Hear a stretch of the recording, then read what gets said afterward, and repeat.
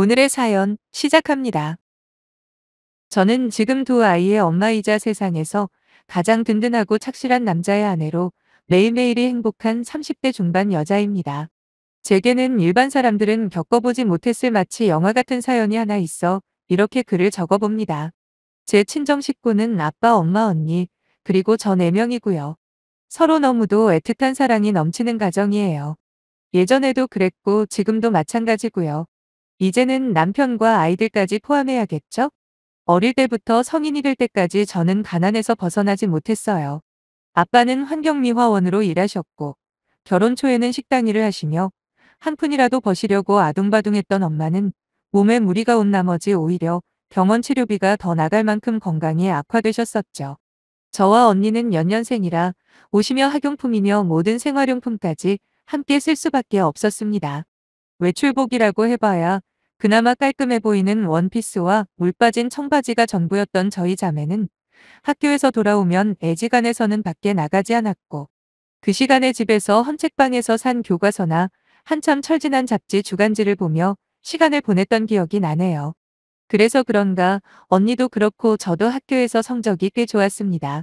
남들 다 다니는 학원은 엄두도 못 냈어요. 학원이나 과외는 고사하고 제 유일한 소원은 새 문제집을 풀어보는 거였어요. 이유인즉 새 책 살 돈까지 아끼기 위해 저와 언니는 친구들이 다 풀고 버린 문제집들을 몰래 주워와 지우개로 지운 다음 다시 풀었거든요. 하지만 볼펜으로 답을 적은 건 어쩔 수 없다 쳐도 연필 샤프로 문제를 푼 페이지조차도 대부분 깨끗하게 지워지지가 않더라고요. 그러니 보기 싫어도 답을 알고 있는 상태에서 문제를 푸는 게 너무 싫었습니다. 하지만 어려운 환경에서도 남들에게 창피하다거나 서럽다고는 전혀 생각한 적 없어요.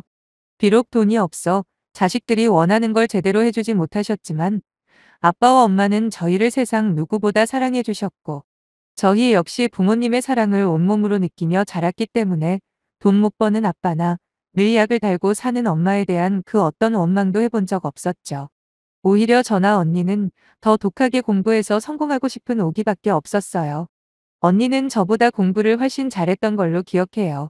전교 1등도 여러 번 했고 경시대회는 대부분 언니 독차지였었는데 결국 가정 형편 때문에 대학 진학을 포기했습니다.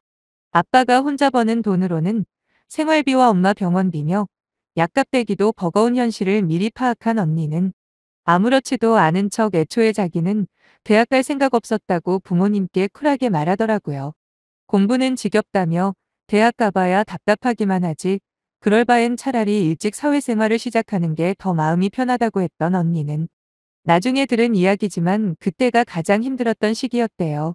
누구보다도 배움에 대한 열정이 컸었지만 차마 자기 욕심 때문에 부모님께 부담을 안겨드릴 리가 엄두가 안 났다고 하면서 울더라고요. 정말 가슴이 아팠습니다. 왜냐하면 저는 대학에 갔거든요. 그것도 언니가 열심히 도와준 덕에 등록금은 별 어려움 없이 해결했고 저는 알바를 병행하며 생활비 정도만 벌면서 공부에 전념할 수 있었기에 지금도 언니의 부탁이라면 발벗고 나서서 도와주고 있어요. 그렇게 학교 졸업하고 나름 유망한 중견기업에 입사를 했죠. 대학생 시절 내내 제 마음 한 곳에는 큰 돌덩어리 같은 짐이 항상 저를 짓누르고 있었는데 그건 바로 어서 돈을 벌어 부모님과 언니에게 조금이나마 도움이 되고 싶다는 조바심 같은 거였습니다. 입사를 하고 첫 월급을 받았을 때 저는 가장 먼저 부모님의 겨울 점퍼와 언니를 위한 털이 보드라운 니트를 사서 드렸네요. 제 생애 가장 기쁜 날이었어요. 드디어 내 힘으로 가족들에게 뭔가를 해줄 수 있다는 사실이 얼마나 행복하던지요. 하지만 형편이 조금 나아졌을 뿐 드라마틱하게 부자가 되는 건 아니더라고요. 그래도 가진 것에 만족하며 주어진 시간에 최선을 다하고 있었을 때 같은 부서의 어떤 한 남자가 눈에 들어왔고 그 사람은 저와는 완전히 다른 세계에 사는 존재 같았거든요. 그 사람 주위엔 늘 사람들이 많았어요. 유난히 자신감이 넘쳐 보이던 그 사람은 제가 다니는 회사 사장 아들이었더라고요. 뭐 그것도 헤어질 때 알게 된 사실이지만요. 제가 워낙 없이 자라다 보니 사람들과 잘 어울리지를 못했어요. 그렇다고 의기소침하고 주눅이 든다는 건 아니고요. 그냥 괜히 사람들과 친해져 봐야 돈이나 쓰고 시간만 버린다 생각하고 미리 제가 도망다닌다는 표현이 맞겠네요. 실제로 살면서 친하게 지낸 사람들에게 상처만 받고 살아서 더 경계를 했을 수도 있어요. 그런데 제 울타리를 과감하게 넘어온 그 사람은 저를 알면 알수록 아주 신기해했습니다. 평소에 하고 다니는 행색도, 돈에 대한 태도도, 또 살아온 과정 등 제 모든 것이 낯설고 묘하게 끌린다고 하더라고요. 저도 마찬가지였어요. 그 사람과 데이트를 하면서 세상엔 제가 모르는 전혀 다른 부류의 사람들이 있다는 걸 알게 됐죠. 값비싼 음식과 외제차, 그리고 처음 경험해보는 부자들의 삶, 저 또한 그 사람에게 급격히 끌렸었고, 우리는 회사에서 그리고 밖에서 열정적인 사랑을 했습니다. 참 순수했던 시절이었네요. 믿으실진 모르겠지만 그 사람의 부유한 환경 때문에 그 사람을 사랑한 건 절대 아니었어요. 속물도 뭘 알아야 속물이 되는 거지. 그때의 전 그조차 불가능할 정도로 아무것도 몰랐으니까요. 중간에 제가 이직을 한 번 하고 총 3년 동안의 연애 기간 동안 그 사람은 한 번도 부모님께 인사를 시킨 적이 없었는데 좀 이상하게 생각이 되더라고요. 주위에 보면 꼭 결혼을 전제로 사귀지는 않더라도 현재 누구누구랑 만나고 있다. 뭐 이 정도 인사는 하던데 저희는 3년이라는 긴 시간 동안 만나면서 자기 부모님에 대한 어떤 이야기도 없었고 한 번 만나자는 말도 없길래 제가 물어본 적이 있어요. 우리 무슨 사이냐고요. 그냥 연애만 하는 관계라면 더 깊어지기 전에 끝내고 그게 아니라면 우리도 이제 슬슬 진지하게 결혼을 생각해 봐야 하는 거 아니냐 했더니 그 사람의 눈은 급격히 떨리면서 뭔가 곰곰이 생각하길래 전 실망을 했어요. 이 사람은 나랑 결혼까지는 생각하지 않는구나라고요. 하지만 그 이야기를 하고 일주일인가 있다가 그 사람은 제게 반지를 주며 청혼을 했습니다. 그때 했던 말 중 하나가 제 뇌리에 오래 남았는데 바로 큰 결심을 했다 라는 거였거든요. 마치 어려운 결정을 한 사람처럼 자기가 큰 결심을 했다고 하는데 보통 청혼할 때 쓰는 말은 아니라서 전 계속 신경이 쓰였었죠. 하지만 곧 그 이유를 알게 되었습니다.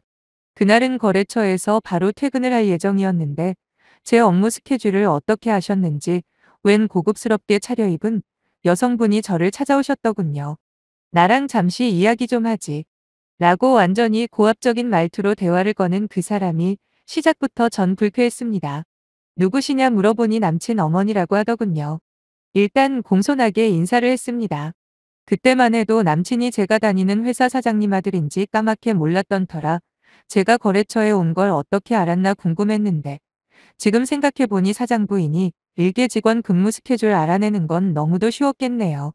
저는 최소한 무슨 커피숍 같은 데라도 들어가서 이야기를 하자고 할 줄 알았는데 자기가 타고 온 고급 외제차 안에 절 태우고 본론을 꺼내더라고요.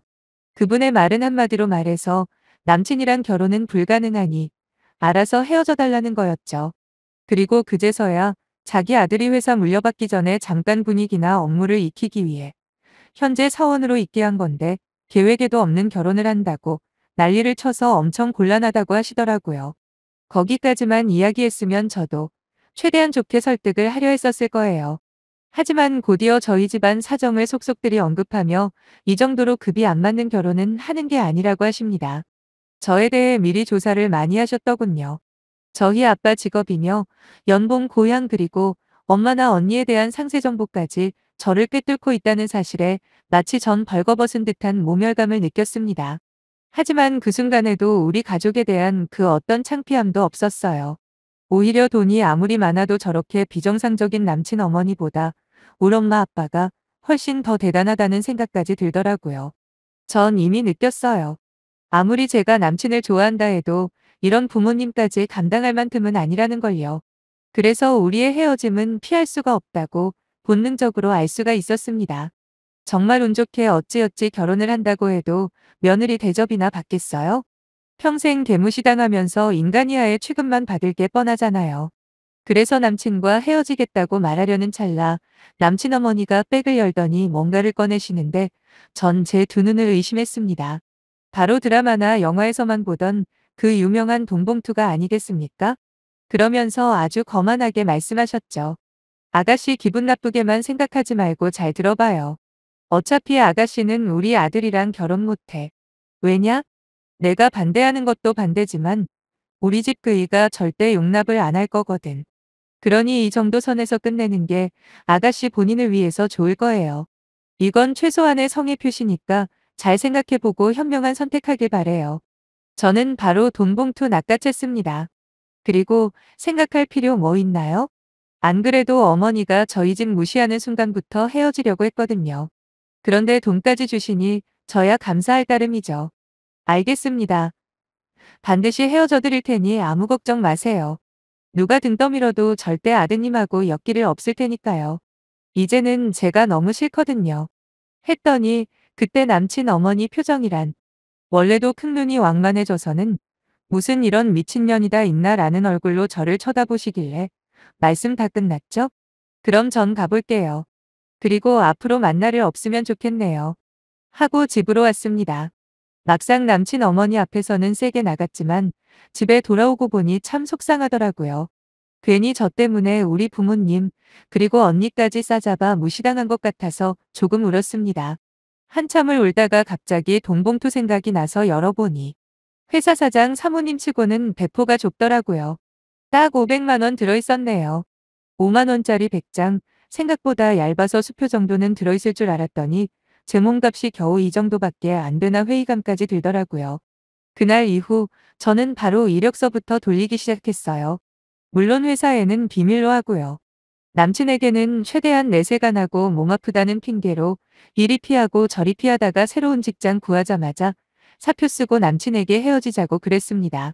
당연히 납득하지 못하는 남친에게 제가 당했던 일을 그대로 말해줬고요. 돈 받은 것도 말해줬어요. 불같이 화를 내는 남친은 돈을 왜 받냐고 자기가 다 설득할 자신 있다고 난리를 치길래 그냥 기운 빼지 말고 빨리 마음 정리하라고 그랬네요.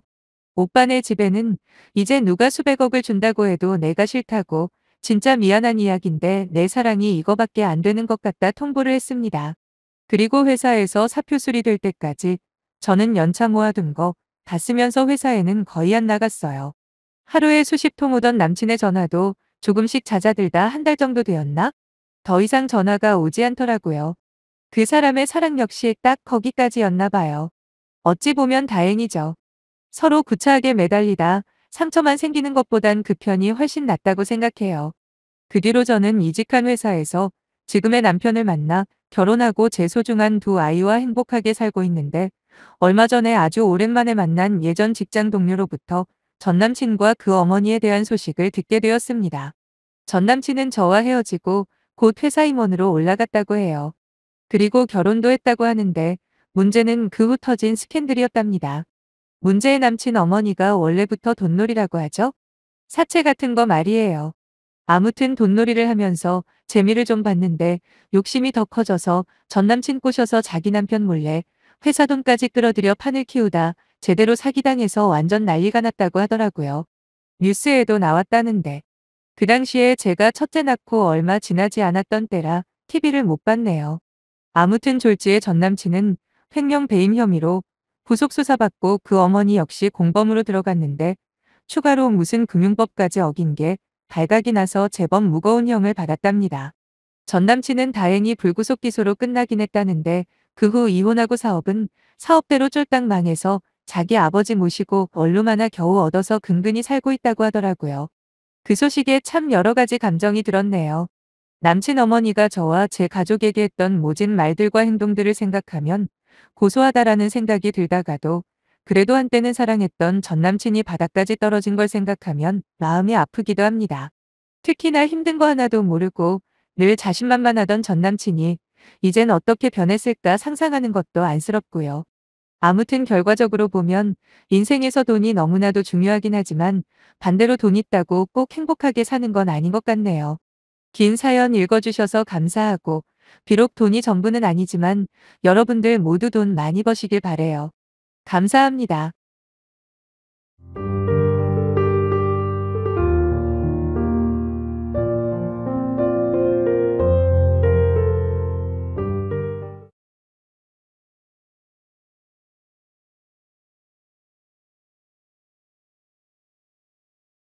오늘의 사연 시작합니다. 안녕하세요.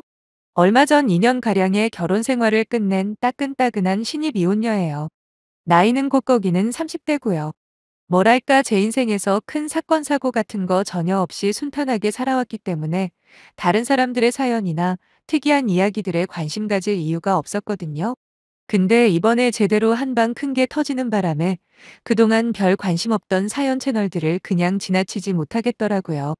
그래서 중독이 되어버렸고 시간 날 때 틈틈이 듣고 나는데 아무리 찾아봐도 저보다 더 황당한 이유로 이혼한 사연자는 없는 것 같아서 한번 사연 신청해 봅니다. 먼저 이 황당한 이유부터 말해보자면 일전에 남편이 바지에다 큰 실수를 하는 사건이 생겨버린 거예요. 그것도 백주 대낮에 말이죠. 물론 배탈이 난 상태이긴 했지만 얼마나 개망신을 당했는지 말 안 해도 아시겠죠? 그런데 이 모든 걸 제 탓을 하는 것도 모자라 결국 막말까지 하는 시어머니 때문에 전 이혼을 결심했고 그런 저를 보며 이해심이 없다고 비난하는 남편에게 오만정이 다 떨어졌네요. 그 사람과 만난 건 4년 전 제가 하고 있는 가게의 단골 손님으로 만났습니다. 남편은 공무원이었는데 일반 회사를 다니다가 때려치우고 늦게 공무원 시험에 합격을 한 경우여서 나이가 좀 있는 상태였고 마침 제가 살고 있는 동네의 행정복지센터로 발령을 받았어요. 저는 수제 쿠키 전문점을 하고 있거든요. 그런데 2, 3일에 한 번씩은 꼭 들려서 제가 만든 쿠키를 최소 몇만 원어치 이상 사가는 남편이 눈에 계속 밟히는 겁니다. 그것도 한 주도 거르지 않고 주기적으로 제 가게를 오는데 어떻게 신경이 안 쓰이겠어요. 거기다 남편은 누가 봐도 호감형으로 생겼고 매너도 참 좋았거든요. 처음엔 쿠키를 참 좋아하나 보다라고 생각했다가 나중엔 혹시 나한테 관심이 있어서 그런가 하고 도끼병에 걸린 적도 있었죠. 그런데 그 도끼병이 착각만은 아니더군요. 한 4개월 정도 꾸준히 제 가게에 오던 남편이 마침내 제게 관심이 있었다고 고백을 하는 겁니다. 투박한 말솜씨로 그동안 쭉 지켜봐 왔다며 저한테 관심 있어서 그러는데 한번 만져보자고요. 비록 화려한 언변은 아니었지만 오히려 직설적이고도 담백한 고백에 오히려 저는 마음이 흔들리더라고요. 그 전에 몇 번 연애를 해보긴 했지만 대부분 말만 번지르하게 하고 실속은 없는 남자들 뿐이었거든요. 그런데 주저리주저리 작업 멘트를 하는 것보 다 바로 자신의 속마음을 가감없이 표현하는 남편의 모습이 되려 진실되어 보였습니다. 물론 평소에 저도 쭉 눈여겨본 것도 한몫했고요. 그 후로 밥도 같이 먹고 영화도 보고 그렇게 여느 흔한 커플들이 하는 걸 하나씩 하다 보니 어느새 저희는 사귀는 관계가 되어 있더라고요. 그리고 2년이 채 안 되는 연애를 하고 결혼을 했습니다. 저희 친정집이 좀 복잡해요. 남들은 한 명밖에 없는 엄마가 제게는 두 명이나 있거든요. 아빠가 저를 낳은 친엄마와 이혼을 하고 재혼을 하셨는데 워낙 어린 저를 경제력이 부족한 친엄마가 못 데려가신 거죠. 그래서 저는 아빠 그리고 새엄마와 살았습니다. 성인이 되고 독립을 할 때까지 살았으니까 어찌 보면 저와 훨씬 많은 시간을 함께한 사람은 새엄마일지도 몰라요. 하지만 친엄마 역시 따로 사는 와중에도 늘 저를 챙기셨어요. 한 달에 최소 두세 번은 절 데리고 놀이공원에 가주시거나 맛있는 거 사주시고 전화도 자주 하셨습니다. 그래서 그런지 저는 새엄마도 친엄마도 둘 다 엄마라고 생각하며 자랐어요. 사춘기가 오면서 친엄마를 만날 때마다 저는 자주 질문을 해댔지요. 정말 궁금하다고 도대체 아빠랑 엄마 둘 다 참 좋은 사람인데 왜 이혼을 했냐고 말이에요. 진짜 너무 궁금하더라고요. 물론 한편으로는 원망도 되었어요. 조금만 서로 이해하고 참았다면 지금쯤 엄마 아빠를 따로따로 만나는 게 아니라 함께 완전한 가족으로 지낼 수 있지 않을까 하는 아쉬움이 너무 컸거든요. 그러면 엄마는 아무 대답 없이 제 눈을 바라보며 그저 미소만 지으셨는데 그때는 진짜 답답하고 이해가 안 되었습니다. 하지만 막상 제가 이혼을 하고 보니 조금은 알겠더라고요. 이혼 안 하고 참고 사는 사람들도 겉으로 보기에는 답답해 보일 수는 있겠지만 그들 나름대로의 이유가 있다는 거 말이에요. 그리고 더 이상 참지 못하고 이혼한 사람들 역시 그럴 만한 사연이 있다는 걸 말이죠. 아무튼 결혼식에 친엄마, 새엄마 두 분 다 오셔서 자리를 빛내주셨고 시댁 식구들 역시 제 가정사를 이해해 주시는 듯 했습니다. 남편의 가족관계는 시아버지, 시어머니, 그리고 두 명의 누나들 이렇게 있는데 시어머니를 제외하고는 모두들 너무 괜찮으신 분들이에요. 문제는 시어머니였는데 왜 대부분 결혼 생활 문제의 발단은 시어머니인지 알다가도 모르겠어요. 오히려 며느리도 여자고 시어머니도 한때는 며느리였던 여자의 입장이니 누구보다 더 든든한 같은 편이 돼주는 게 맞는 거 아닌가요? 제 시어머니는 일단 처음부터 저의 독특한 가정 환경 자체를 못마땅하게 생각하셨고, 틈만 나면 정상적으로 자라지 못했다는 식으로 말씀을 하셨어요. 두 명의 엄마와 관계를 계속 이어온 것 자체를 이해를 못 하시더라고요. 제가 시어머니 눈에 차지 않을 때마다 애초에 이혼 가정인 것도 마음에 걸렸는데 엄마가 두 명인 환경에서 뭘 배웠겠냐며 비난을 하셨고, 저는 제가 잘못한 것만 말씀하시지 괜히 가정사는 끌어들이지 말아달라 받아쳤습니다. 지금도 전 모르겠네요. 이혼한 가정이 왜 문제가 되는지와, 그리고 친엄마와 새엄마 둘 다 친하게 지낸 제가 뭐가 그렇게까지 비정상적인 건지를요. 하지만 시어머니의 진짜 문제는 그게 아니었습니다. 사실 남편이 다른 건 다 좋아요. 성실하고 다정할 뿐만 아니라 술, 담배는 아예 하지 않으니 주사나 그런 걸로 속 썩일 일도 없고요. 거기다 집안일도 함께 해요. 제가 가게 문을 10시에 열어서 7시쯤 닫거든요.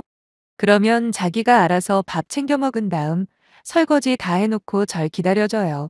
지금까지 뭐 다른 일로 저 속상하게 한 적도 없는 사람인데 딱 하나 걸리는 게 바로 시어머니와의 관계예요. 유난히 둘이 친하거든요. 그렇다고 마마보이까지는 아닌데 암튼 저와 둘만 있으면 그렇게 다정한 사람이 시어머니가 끼면 은근히 시어머니를 편드는 경우가 많더라고요. 그래도 전 이해했어요. 가장 결정적인 이유는 일단 시댁이 순천인데 저희 집에서 차로 가면 4시간이 넘게 걸립니다. 그게 뭘 뜻하느냐면 만날 일이 자주 없다는 거죠. 실제로 2년 결혼 생활하면서 총 10번도 만나지 않았으니까요. 명절 때랑 시부모님 생신 때 찾아뵙는데 그마저도 명절은 교대로 저희 친정에 먼저 갔다가 그리고 그 다음은 시댁에 먼저 가고 그래서 더 만날 일이 없었네요. 물론 저희 집에 찾아오신 건 신혼 때 두세 번을 제외하곤 아예 없었고요. 아무래도 연세가 있으시니 장거리 여행은 무리가 있으시지 않겠어요. 그래서 시어머니와 남편의 유별난 애착 관계는 크게 신경 안 썼습니다. 딱 허용할 수 있는 수준이었거든요. 근데 그냥 넘어갈 수 없는 심각한 문제라고 인식하게 된 계기가 한 번 있었는데 그건 바로 남편의 흡연이었죠. 술은 아예 입에도 안 되는 남편이었지만 담배는 피고 있었거든요. 물론 남편에게 담배 끊으라고 얼마나 많은 설득과 비난을 했는지 모릅니다. 근데 금연이라는 게 자기 뜻대로 잘 안 된다고 하더라고요. 일단 저희 아빠부터 몇십 년을 흡연자로 살아오셔서 잘 알아요. 담배만 끊으면 해달라는 거 다 해준다고. 새엄마가 그렇게 꼬셔도 절대 못 끊으시는 거 보면 누구 말대로 차라리 마약을 끊지 담배는 못 끊는다는 말이 그냥 나온 건 아닌가 봐요. 남편도 끊는다 말만 하고는 통 끊지를 못했는데 그래도 제가 참을만 했던 건 하루에 피우는 양도 적을 뿐만 아니라 적어도 제 앞에서는 절대로 안 핀다는 점 때문이었어요. 일할 때야 뭐 얼마나 피는지 알 수는 없었고 그래도 퇴근하면 한두 번밖에 나가서 피고 들어와 바로 양치질을 하는 남편에게 "오빠 이제 끊을 때 된 거 알지?" 하며 눈치를 주는 것도 한두 번이지 매번 그러자니 저도 힘들고 남편도 짜증만 날 것 같아 어느 순간부터는 때 되면 알아서 결심하겠지 하며 포기를 하게 되더라고요. 근데 문제는 시댁에 갈 때였죠. 4~5시간을 운전을 하면서도 저 때문에 담배를 못 피는 남편은 시댁에 도착하자마자 주차를 하고 저부터 올려보냅니다. 그리고 맛있게 한 대 피고 들어오는데 아마 흡연하는 분들이나 그 주위 가족들은 알 겁니다. 아무리 양치질을 바로 한다 해도 특유의 담배 냄새는 나거든요. 그럼 시어머니는 저한테 난리를 치십니다. 남편 담배 하나 못 끊게 하냐며 저보고 뭐 하는 애냐고 얼마나 잔소리를 하시는지 몰라요. 그러면 초반에 저는 슬쩍 웃으면서 어머니 제 남편이기 이전에 어머님 아들이잖아요. 제발 어머님이 좀 야단쳐 주세요. 제 말은 콧등으로도 안 듣거든요. 하며 넘겼었죠. 솔직히 다 큰 성인이 담배 피우는 걸 제가 무슨 재주로 맡겠어요. 밧줄로 꽁꽁 묶고 다닐 수도 없고 하루 종일 따라다니며 감시할 수도 없는 거 아닙니까? 그런데 왜 그걸 제 탓을 하시는지 처음엔 솔직히 장난치시는 건 줄 알았네요. 하지만 한 번은 제게 전화를 해서 심각하게 뭐라고 하시는 겁니다. 아마 TV를 보다 흡연의 위험성에 관련된 프로그램이 나왔나 봐요. 뜬금없이 제게 전화를 하셔서는 "네 남편 담배 끊었니 안 끊니?" 하고 물어보시더라고요. 아직 못 끊었다고 저도 너무 속상하다 대답을 하니까 아니 어떻게 남편이 그 해로운 걸 입에 무는데 그걸 그냥 냅두냐며 화를 내시는 게 아니겠습니까? 그래놓고 부부라고 할 수 있니 없니 며느리라고 하나 얻었는데 도대체가 뭘 하는 건지 모르겠다라며 모든 비난을 저한테 돌리시는데 기분이 너무 상했습니다. 정당하게 제가 못한 걸로 욕먹으면 기분은 나빠도 받아들이겠는데 이건 아니어도 너무 아니잖아요? 그래서 그날은 저도 좋게 넘기지 않고 바로 받아쳤어요. 어머니, 오빠가 담배를 못 끊는 걸 자꾸 제 탓을 하시는데 그거 아닌 거 아시잖아요. 제가 얼마나 오빠 금연시키려고 노력했는지 아세요? 근데도 못 끊는 걸 저보고 뭘 어떻게 하라는 거냐라고요. 그리고 그렇게 걱정되시면 본인한테 전화하셔서 당사자를 잡으시라 그랬더니 시어머니는 그냥 짜증내며 전화를 끊으셨고 그 뒤론 다신 남편의 금연 문제로 저한테 말씀하시지 않는 걸 보고 저는 깨달았습니다. 그냥 바보같이 내내 하는 것보다 차라리 할 말을 하는 게 훨씬 효과적이구나라고 말이죠. 하지만 시어머니의 며느리 탓은 그뿐만이 아니었어요. 남편이 감기에 걸려도 관리 못한 제 탓, 운동 안 하고 쉬는 날 집에만 있어도 그걸 가만히 놔두는 제 탓. 아무튼 자기 아들에 관한 모든 안 좋은 부분은 모두 다 제가 관리 못하고 챙겨주지 않았다고 생각하는 시어머니가 저는 조금씩 짜증이 났고 그러니까 덩달아 남편까지 싫어지는 겁니다. 당연히 남편과 저 사이도 점점 멀어졌고요. 원래 저희는 딩크족, 그러니까 아이를 낳지 말자는 주의는 아니었거든요. 그런데 병원에서 검사를 받아보니 남편의 정자가 활동성이 조금 떨어진다고 하더라고요. 뭐 좋은 거라고 여기저기 떠벌리나 싶어서 누구에게도 말을 안 했는데 시어머니는 저희 애가 안 생기는 것도 제 탓을 하더군요. 아마 이때 제 인내심은 한계가 왔을 겁니다. 그러다 말도 안 되는 사건이 터졌죠. 바로 남편이 점심때 해물탕을 먹은 날이었어요. 제게 문자로 사진을 보냈더라고요. 아주 맛있다며 나중에 같이 웃자고 그날따라 웬일로 다정한 문자를 보내서 저도 알겠다고 하고 말았는데 아마 거기 해산물이 좀 오래된 게 있었나 봐요. 같이 먹은 사람들 대부분 탈이 났대요. 그런데 유독 해물탕을 좋아하는 남편은 국물까지 다 마셔버릴 만큼 많이 먹었고 아주 오지게 배탈이 난 겁니다.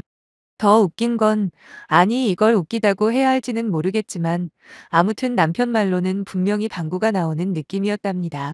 그래서 힘을 줬는데 그만 큰 실례를 해버리고 만 거죠. 바지 엉덩이 쪽이 젖어버려 금방 들통난 남편은 그 뒤로 같이 일하는 직원들에게 진갈색 바지라는 굴욕적인 별명까지 얻었는데 이때의 일이 제가 이혼하는데 결정적인 역할을 할지 저는 정말 몰랐습니다. 올해 초에 구정 때 찾아뵈었을 때였죠. 도란도란 앉아서 대화를 하다가 남편이 갑자기 그때 일을 꺼내는 겁니다. 분위기가 좋았어요. 두 신우들도 더럽다고 하면서 남편을 피하기도 하고 시아버지도 다 큰 놈이 아직도 바지에 실례를 하고 다니냐며 놀리셨는데 기분 나쁘게가 아니라 민망한 남편을 신경 써주는 그런 분위기였어요. 근데 갑자기 시어머니가 눈물을 흘리시는 거예요.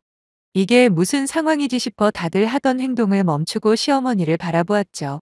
그리곤 시어머니가 제게 도끼 눈을 뜨고 말씀하시는 겁니다.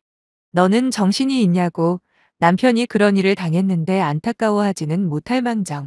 어떻게 같이 처웃을 수가 있냐고요.